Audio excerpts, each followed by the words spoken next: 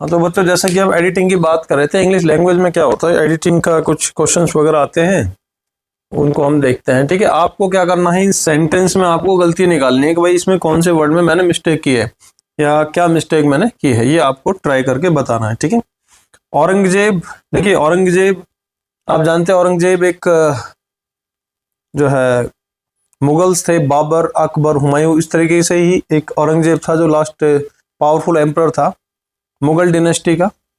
तो औरंगजेब के बारे में कुछ हम यहाँ बातें पढ़ रहे हैं और आप देखना इसमें इंग्लिश में कहीं कोई मिस्टेक तो नहीं कर दी है। ठीक है, देखिए Aurangzeb was a great religious person. Aurangzeb एक बहुत ही महान या ज्यादा धार्मिक व्यक्ति था। देखिए आप देखो, औरंगजेब धार्मिक व्यक्ति था, बताओ सुनने में कैसा लगा। अभी इतिहास है, जैसा एक बुक में लिखा हुआ है, मैं वहां से आपको कुछ बता रहा हूँ। एस चंद की बुक में एक एडिटिंग का एक क्वेश्चन दिया है 8वीं क्लास की बुक में, वहां से मैं सॉल्व करा रहा हूँ इसको, देखते हैं इसमें क्या गलती है। तो Aurangzeb was a great religious person. अगर आप देखेंगे तो जो ग्रेट वर्ड है, ग्रेट का मतलब वैसे तो होता है बड़ा भी होता है, महान भी होता है। ठीक है, लेकिन यहाँ पर ये गलत जगह लगाया गया है, यहाँ पर यह वेरी होना चाहिए था। Aurangzeb was a very religious person, मतलब बहुत ज्यादा धार्मिक आदमी था। एक तो होता है नॉर्मल, जब हम किसी नॉर्मल एडजेक्टिव को, रिलीजियस क्या है, धार्मिक, जब हम किसी नॉर्मल एडजेक्टिव को जब हम उसको बड़े रूप में प्रेजेंट करना चाहते हैं तो यहाँ वेरी का यूज करते हैं हम, जैसे बिग, वेरी बिग। ठीक है ना, तो इस तरीके से हमको यहाँ पर ग्रेट गलत है, यहाँ पर आना चाहिए था वेरी।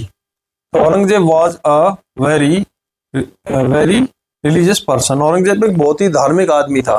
ठीक है, आगे देखिए, but he did not tolerate other religion, लेकिन but he did not tolerate other religion, लेकिन वो दूसरे धर्मों को बिल्कुल भी सहन नहीं करता था। यानी उसका जो औरंगजेब का इस्लाम धर्म था, खाली उसको ही वो अच्छा लगता था और दूसरे धर्मों को पसंद नहीं करता था। अच्छा बताइए, किसी पर्टिकुलर धर्म की बात हो रही है या उस इस्लाम को छोड़ करके बाकी सारे धर्मों की बात हो रही है? यहाँ पर आप ध्यान से देखेंगे तो ये कह रहा है कि but he did not tolerate, वो सहन नहीं करता था अदर रिलीजन्स।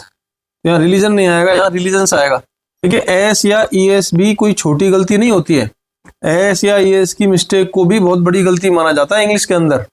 ऐसा नहीं है कि सर रिलीजन रिलीजन्स में क्या फर्क पड़ता है, बच्चे सोचते हैं कि ये छोटी छोटी गलतियां सर इससे क्या फर्क पड़ता है। ये एस और ई एस तो आदि ग्रामर ले बैठेगा। अगर एस और ई एस का हमने अगर तरीके से यूज करना नहीं सीखा ना, तो ये मान लो कि 50% ग्रामर हमारी अधूरी रह गई। तो हमें एस या ई एस को छोटा नहीं समझना है। तो but he did not tolerate other religions, other मतलब जितने भी दूसरे धर्म थे, एक थोड़ी धर्म था, काफी सारे धर्म है, जैन धर्म, पारसी धर्म, मुस्लिम, हिंदू, सिख, ईसाई, मतलब काफी धर्म है। तो अदर रिलीजन नहीं आएगा, क्या आएगा, रिलीजन्स। तो ऐसे ही इसको जो छोटा समझ रहे हैं वो सावधान हो जाएं, हर चीज को तोलते हुए चले।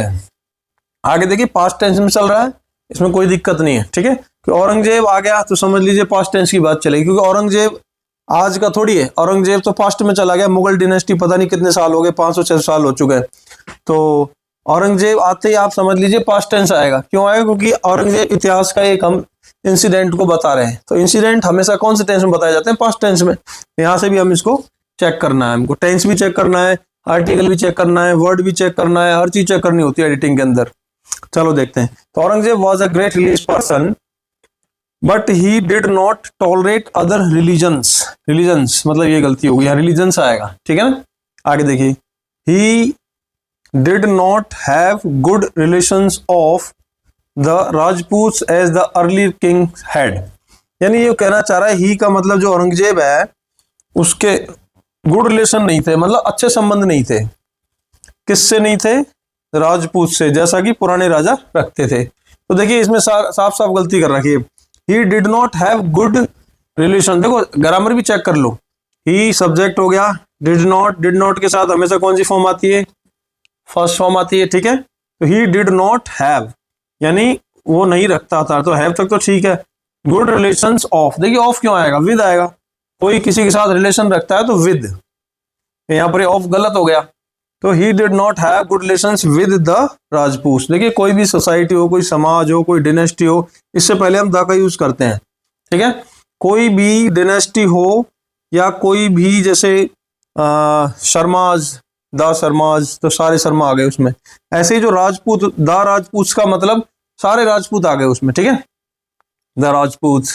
अच्छा, he did not have good relations with the Rajput as the early kings had. देखिए, अगर आप जानते हैं अर्ली और अर्लियर में क्या फर्क है तो आप समझ जाएंगे। अर्ली का मतलब तो होता है, जैसे मान लो हमने किसी को टाइम दिया 5 बजे पहुंचने का, तो अर्ली का मतलब हो गया मैं 5 बजे से पहले पहुंच जाऊं तो मैं मतलब आई रीच देयर अर्ली। तो ये तो हो गया 5 बजे का टाइम था, उससे पहले अर्ली। तो ये अर्ली किंग्स का मतलब ये तो गलत हो गया। अर्लियर का मतलब पहले वाले राजा। तो अर्ली और अर्लियर में अगर आप डिफरेंस जानते हैं तो ये आपको समझ में आ जाएगा। अर्ली वर्ड यहाँ गलत तरीके से लिखा गया है। यहाँ पर आएगा the Rajput as the earlier kings had but he led a simple life. Aurangzeb जो है वो बिल्कुल सिंपल लाइफ उसने लीड की थी, ठीक है, यहां तक समझ में आ रहा है। बिसाइड नहीं, इसके अतिरिक्त, तो बिसाइड गलत है, बिसाइड्स आएगा। आपको मालूम होना चाहिए कि बिसाइड और बिसाइड्स में क्या डिफरेंस होता है।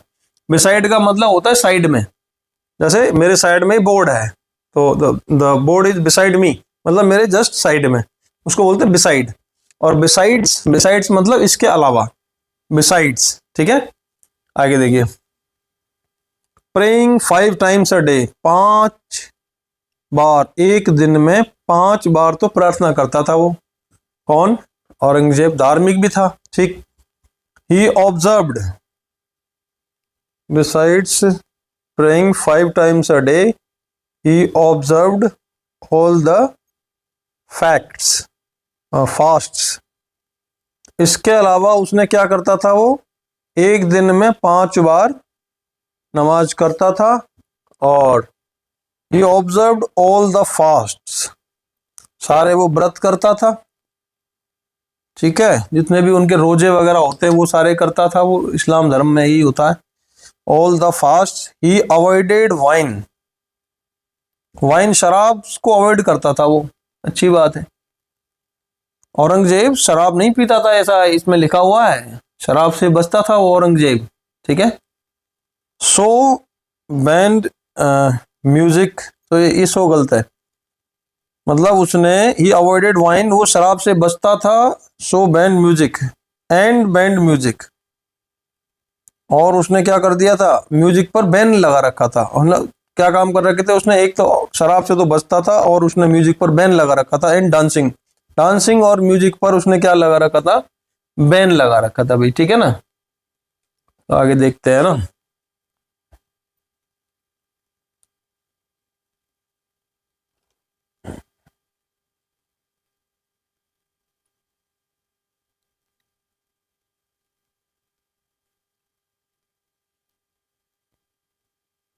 आगे देखते हैं, आगे इसमें लिखा हुआ है, कहां तक पहुंच गए थे हम? तो आगे देखिए, ही अवॉइडेड वाइन एंड, सो नहीं आएगा इधर, क्या आएगा, and banned music and dancing unless Islam did not permit them, क्योंकि इस्लाम ने उसको परमिट नहीं कर रखा था। इस्लाम ने क्या नहीं कर रखा था, उसको परमिट नहीं कर रखा था।